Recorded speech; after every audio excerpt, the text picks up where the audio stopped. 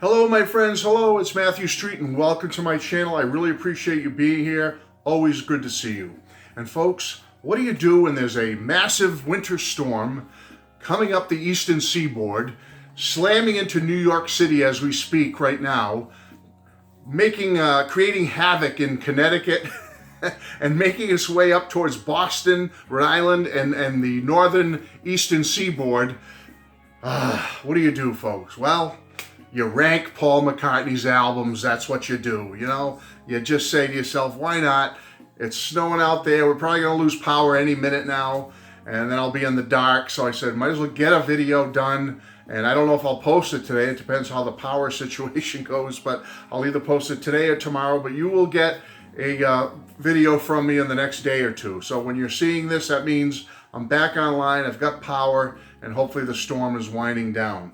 Anyway, folks, I decided, why not? I joined YouTube back in January of 2017. Wow, I'm on my 4-year anniversary right about now, or maybe I think it was mid-January I joined up, started making videos and whatnot.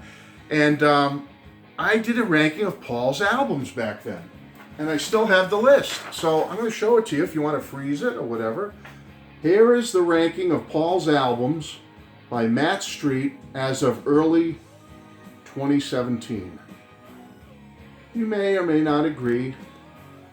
You can freeze that, whatever you'd like to do. Well, I came up with a new list. Same basic rules, only this time I added McCartney 3 and Egypt Station to the mix. So we went from 25 albums up to 27. Now I remember when I did it in 2017, the way I came up to a nice and crisp 25 was that I added Give My Regards to Broad Street, because there was new material on it. And I also added Electric Arguments, just one Fireman album, because I figured Paul sang on over 50% of that album. Unlike the first two Fireman albums, where it was mainly all instrumental stuff, on Electric Arguments, he's singing actual songs, full realized songs with vocals and lyrics and all that. So I said if it was more than 50%, then I would include it, okay? I didn't include live albums, but I did include albums where he did covers, like his rock and roll albums, Kisses on the Bottom and all that. So that's basically how I did it. Same rules as 4 years ago, only this time we have 2 new albums to add to the mix. So see if you can guess where Egypt Station and McCartney 3 may fall in the mix. Okay, so let us start. Let's get going. Let's get this rolling here and see if you can play along with me. And what do you maybe you can get a little score sheet and number it 1 through 27 and see where yours would fit with mine. Got something fun to do, during a bad snowstorm like this. Anyway, okay, dropping a little bit from last time is my number 27. Now on the old list it was number 22, but I'm putting a dead bottom this time, folks. I have to. Kisses on the Bottom. I know there's a lot of you out there that love this album. You're probably saying, Matt, what's wrong with you? I'm sorry, folks. I'm sorry. Look at this thing up close. I haven't even taken out of the shrink wrap yet, folks. Okay, a friend gave this to me as a gift because I didn't have it yet after it came out. I think it was 2012, and I didn't have it yet, and so he got it for me. He said, hey, here's Paul's latest covers album of all the old standards and all that. And I thanked him, and I appreciated it, and all that. But folks, I haven't even taken out of the shrink wrap. You might be saying, well, then Matt, how do you know what's your worst pick or your bottom of the barrel of Paul McCartney? Folks, I've got Spotify. I've listened to this thing several times, and it just never really grows on me, folks. It's kind of like, I don't hate it, but it's just like there's like a million other albums I'd rather grab, or CDs, than this thing and put this on.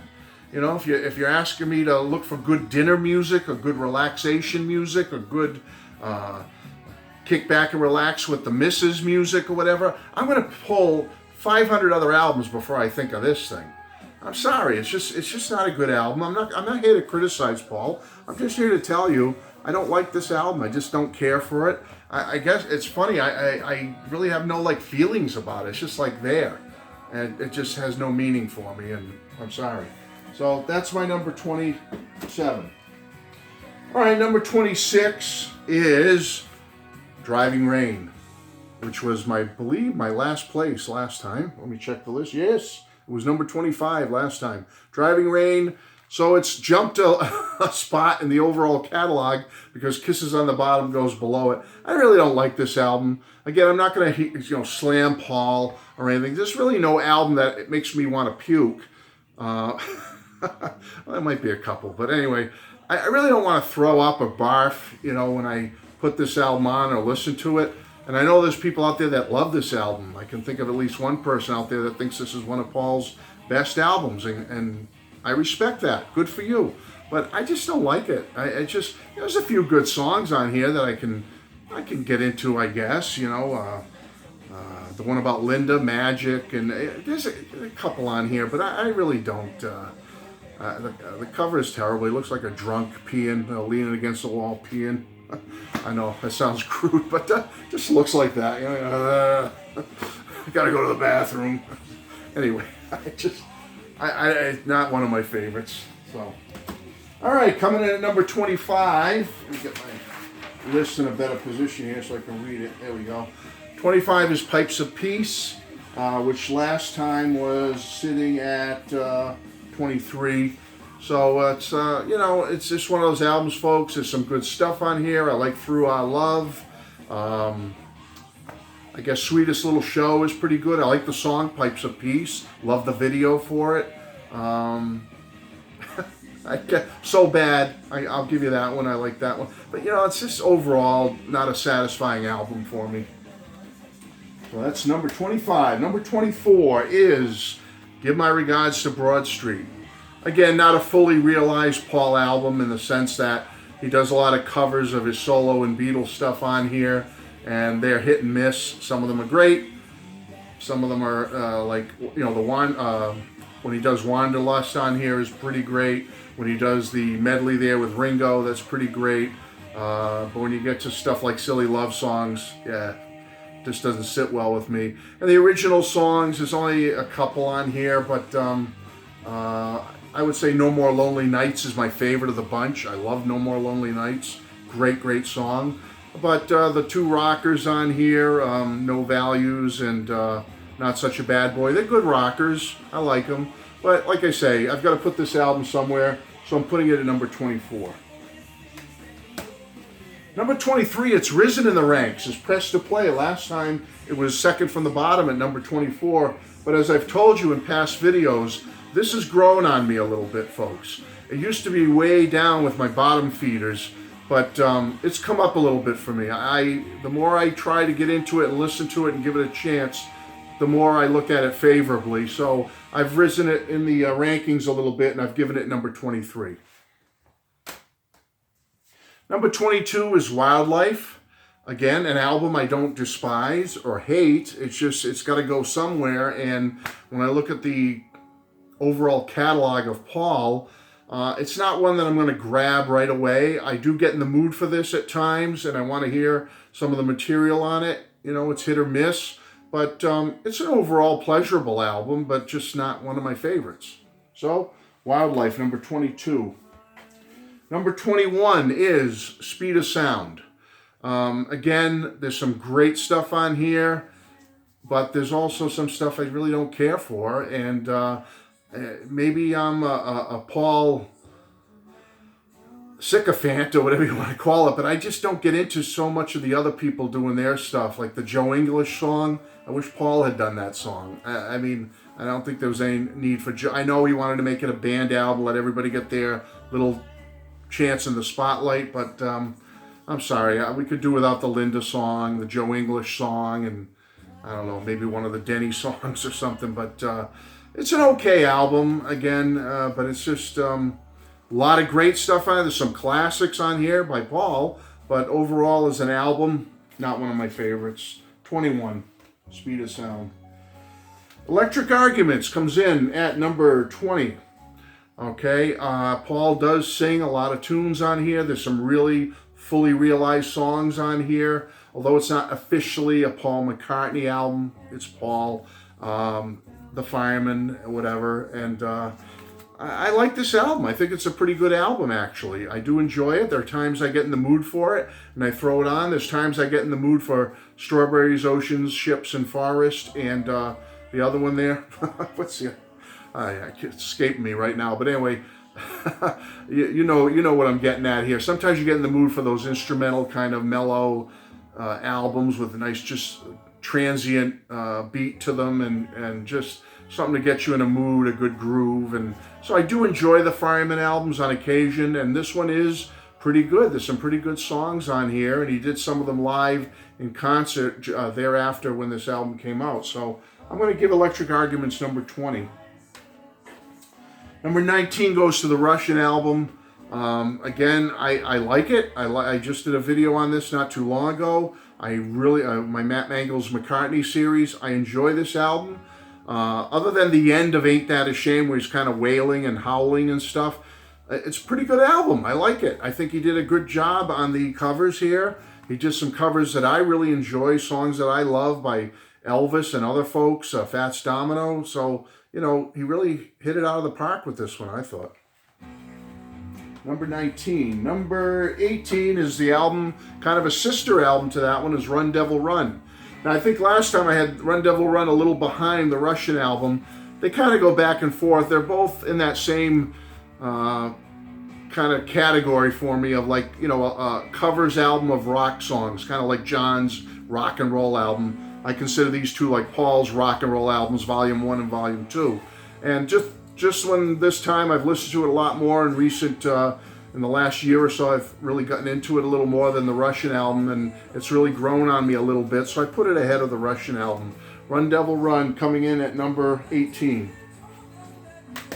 All right, Paul's 2018 album, which was not on the last ranking, is now here at number 17, is Egypt Station. You know, it's, I guess, somewhere in the middle of the pack, maybe a little below the middle area if you want to go by exact counting numbers. But yeah, somewhere in the middle of his catalog. It's an okay album. I'll say it's a good album. But there's just a lot of junk on here too that I really don't care for. And it is a long album. And I've always said it when I did my review of it and whatnot. I wish Paul had taken off 3 or 4 of these songs and put on those bonus tracks that came out later after this album was officially released. And I think it would have made it a stronger album. But for now, Egypt Station, number 17. Number 16, Red Rose Speedway. Again, an album I like. Really enjoy it, but there's just 15 other albums I like a little better. But Red Rose Speedway's okay. I do listen to it. Number 15, London Town.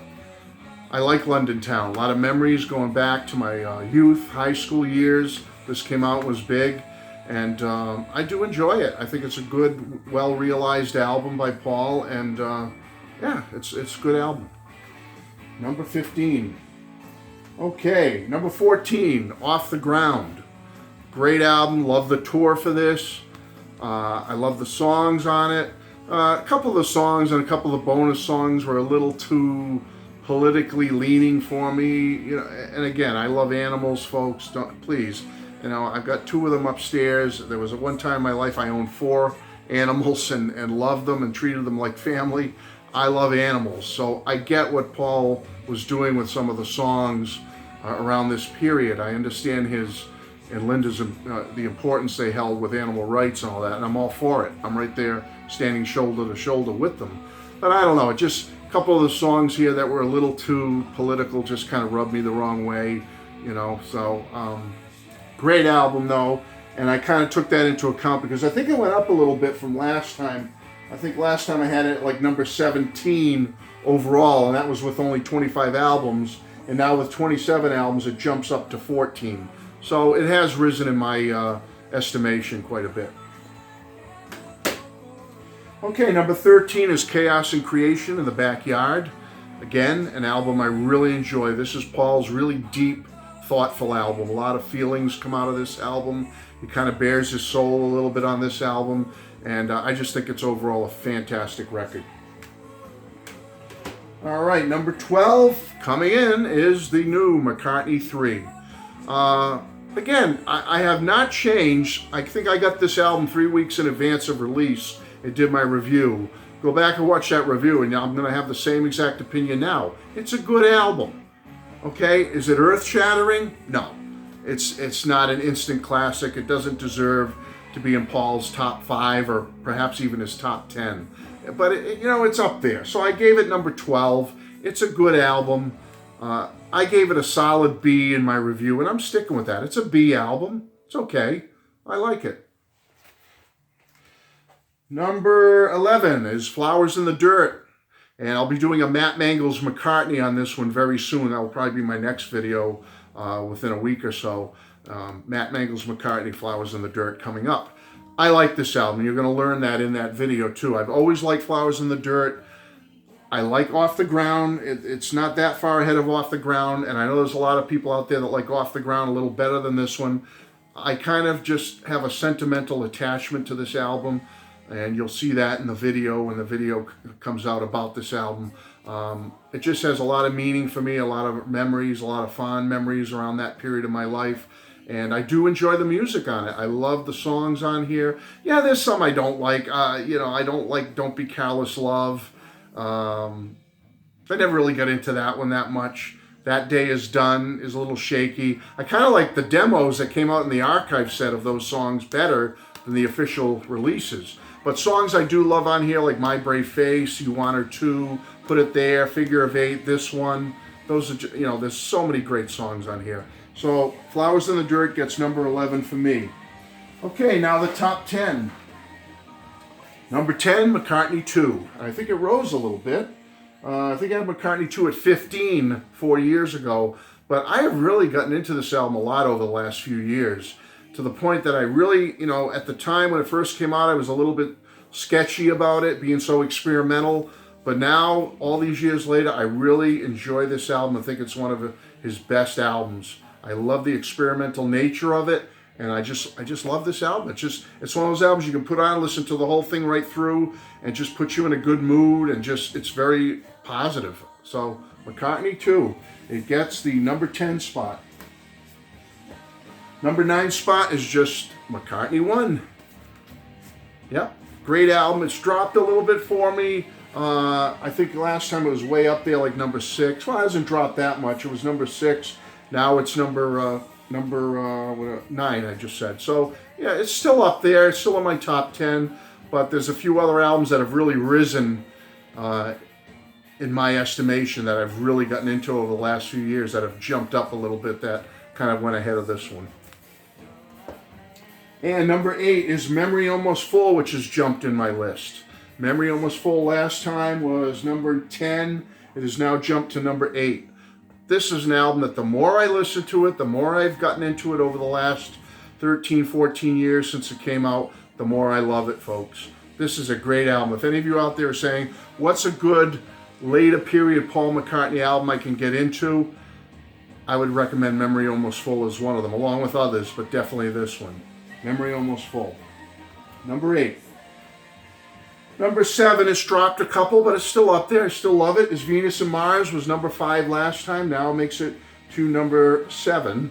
I love this album. There's nothing bad about it. It's just, personal preference, listening taste. You listen to different things over the ensuing years since the last list, and things change a little bit, but it's always going to be right up there. Love Venus and Mars. Number 6. This one has jumped from number 9 to number 6. New. Another album that's really growing and growing and growing on me. The more I listen to it, the more I love it, the more I think it's one of Paul's most recent day, if you want to say the recent period of Paul's career, is probably his best album. I'm sorry, it's better than McCartney 3 in my estimation, and it's better than Egypt Station. New is a great album. I love it. It's getting number 6. Number 5 is Band on the Run. And that's pretty much there. It was number 3 last time. It's dropped a couple, just a little shifting here and there in the top albums. But still love Band on the Run. One of his finest. And it'll always be right up there. Band on the Run. Number 5. Number 4.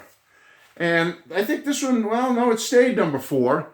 It was really kept its solid footing, is Flaming Pie. I love this album. And as I said so 4 years ago, it's always been one of my favorite albums of Paul within the last 25, 30 years or so. I just love Flaming Pie.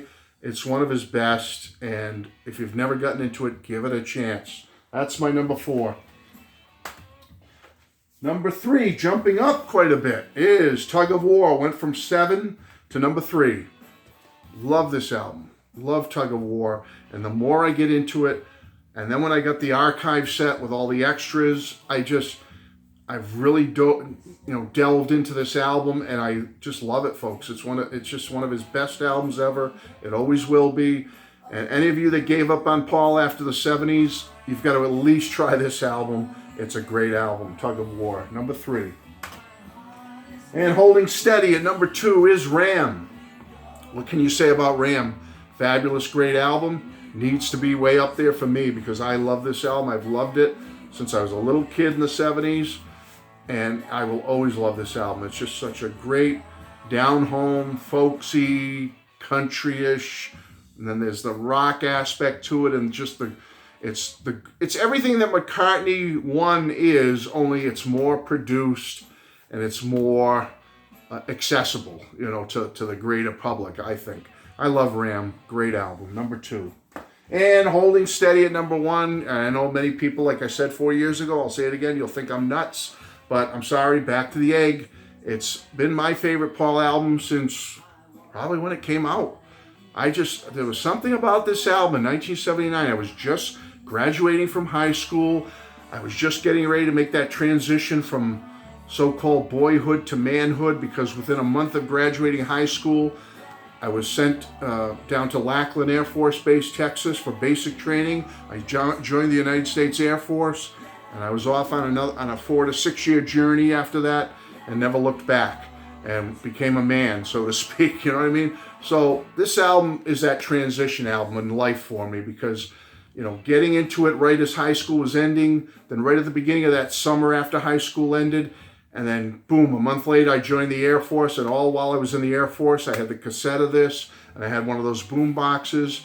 Once we got out of basic training and everything, and went to our tech schools, you could have radios and stuff, and I had this on cassette, and this was like the soundtrack of my life for that year, 1979, among other albums, like The Cars, Candy O, and I could go on and on and on, Get the Knack and all that, but this was the top dog right here. This was the one that really, put it home for me with Paul. He really got to me with this album, with the rocking nature of it, and just the tender ballads on here, and just the sentimental pick for me, and it always will be.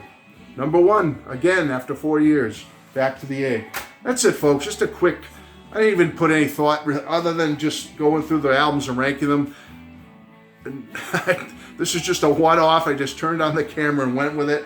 I just wanted to share my old list with you, and I will do that. Here's the old list. And 2021. So you can get a look at that. There's my list now. So how close are you? Do you match? I know this was a long video, folks. I've been good lately trying to keep my videos to 15 minutes or less.